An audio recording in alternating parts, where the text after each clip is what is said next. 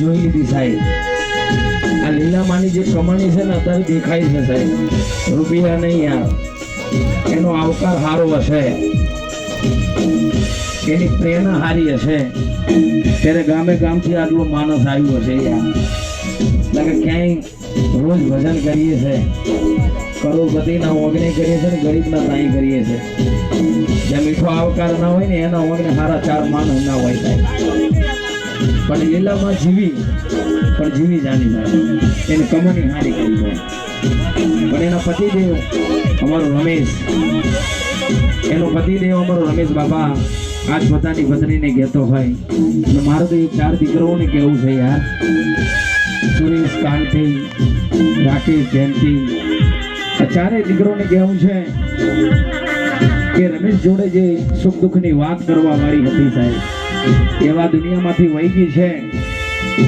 તો હવે પછી એ ચારે દીકરાઓની જવાબદારી છે કે એને હવે પછી કોઈ તારો રોવા ના દેતા, અને એની હોર રાખજો યાર.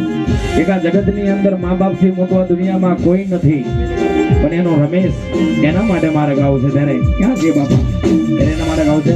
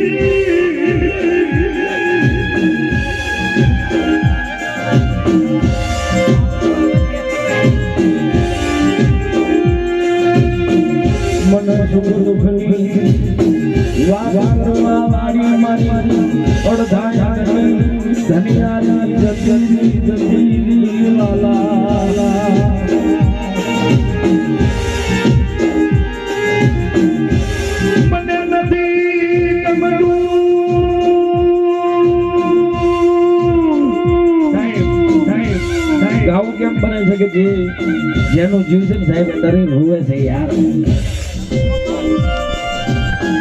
આ લીલા માના રમેશ કાકાની ઉંમર તો 50-55 તો હશે જ હતા હાઈટ પહોંચ અને એ જે જોડે જીવતર કાઢ્યું છે એના 4 દીકરા ને 1 દીકરી આ દુનિયામાં મોટા કર્યા છે યાર ને અત્યારે એ રમેશ બાપા કે હવે બધું હું પરવારી રહ્યો છું દીકરીના મેરેજ કર્યા દીકરાઓને પૈણાયા છે પણ હવે મારે જેની જોડે બેહી અને સુખ દુઃખની વાત કરવાની હતી અને એક હાથે મને તાલી આપી આ સુરેશની મમ્મી મને શેતરીને જતી હતી ત્યારે કહું ત્યારે